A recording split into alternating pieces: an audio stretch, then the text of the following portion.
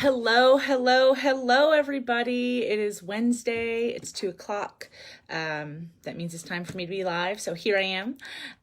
This week, I'm going to be speaking to you about the world and the way that we see it, right? So that seems really like a really big subject, right? But don't worry, I won't give you guys too much at once, right? Earlier this week on Monday, I sent out an email. Side note, if you are not already on my email list, you should get on it because I'm not going to spam you, right? Because nobody likes spammers. Spamming is not cool. I don't like being spammed. And I only sent out an email once a week on Mondays. The most you'll ever receive from me is maybe 2 emails, like if something special is going on and I'm sending out a reminder. But you should definitely get on there. If you're not, you can do that through my website, NicoleAnn.life. But anyway, I wanted to talk to you about the world and the way that we see it this week. And, in my email that I had sent out, I spoke about a candle on my desk, right? So why did I speak about a candle? I'm going to show you my candle.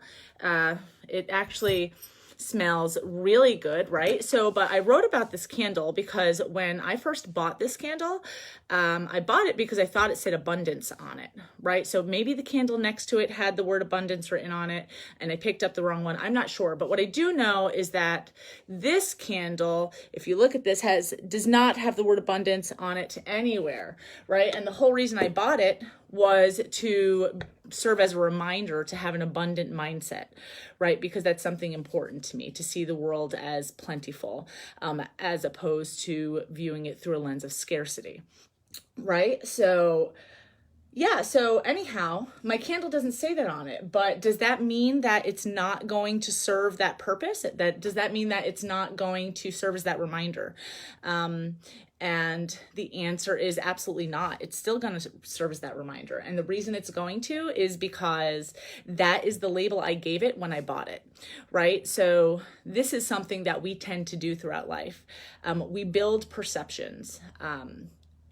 As we go through our journey, as we walk down our, individual paths, and we place labels based off of our experiences. And that is how we perceive what's happened back then, but also how we perceive what's happening to us now and is going to continue happening to us, right? So you've actually heard stuff like this before. I referred to a quote that I enjoy by Anais Nin.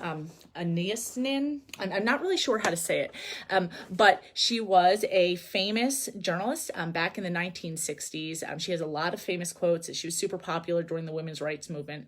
But this quote specifically says, "We do not see the world as it is, we see it as we are." Right. And that's exactly what it's referring to. It's referring to the fact that we see the world as we are inside. Right. So it's kind of like, when you're already in a bad mood, you're more likely to, snap at somebody when, they put the icing on the cake, so to speak, right? Because we're seeing the world as we are. But this doesn't just happen in the moment with the emotion that we're feeling. It happens to us, it happens to us as we develop the perception of who we are, as we develop our perception of the world, right? And as I said, we're developing those every time we experience something. Maybe we had a bad experience somewhere and now we label that place or that person or that situation as bad, right? So, the thing is that when we're labeling things, we're placing judgment on them, right? And when we place judgment on things, we're limiting ourselves from seeing everything clearly, right? So if I've already labeled something as bad, I have absolutely no opportunity to see the good in the situation because it's bad. And that goes in so many different directions.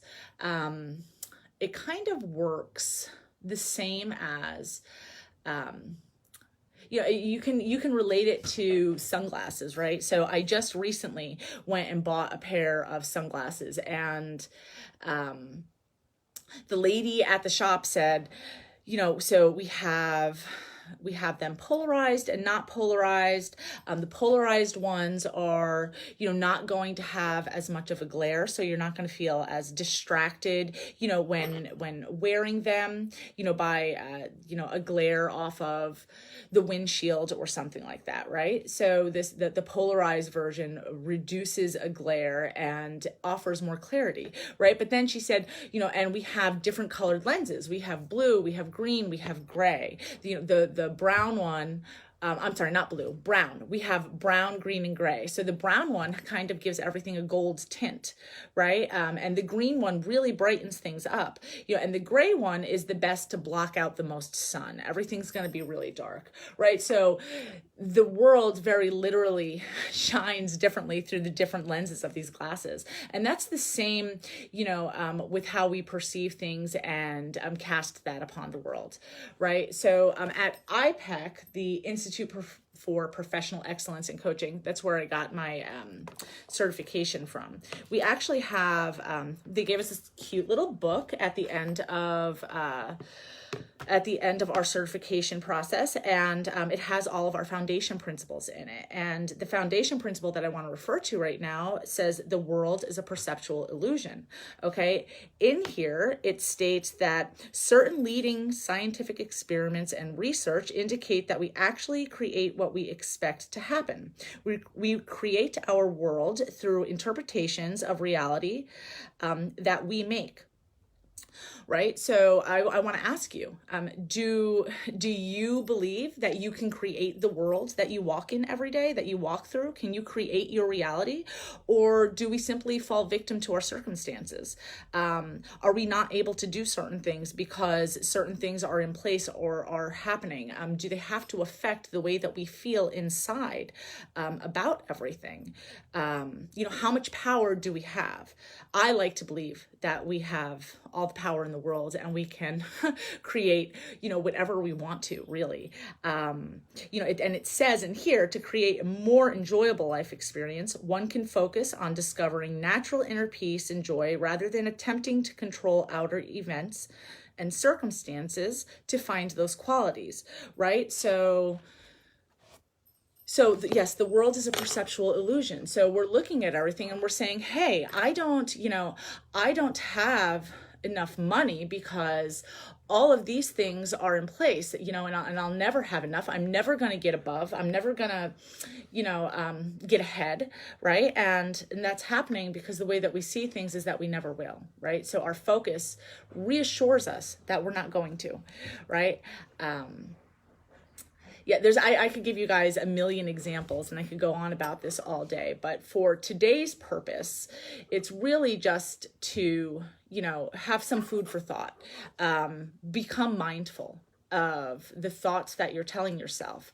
How do you see the world? Are you experiencing it the way that you want to experiencing it? Are you who you want to be when you look in the mirror? And what's keeping you from having that? How are you looking at the world? And how much power do you give yourself? If we believe that we cannot, then we for sure cannot. So that's it. That's the thought for today. And back to the whole abundance thing, just really quick.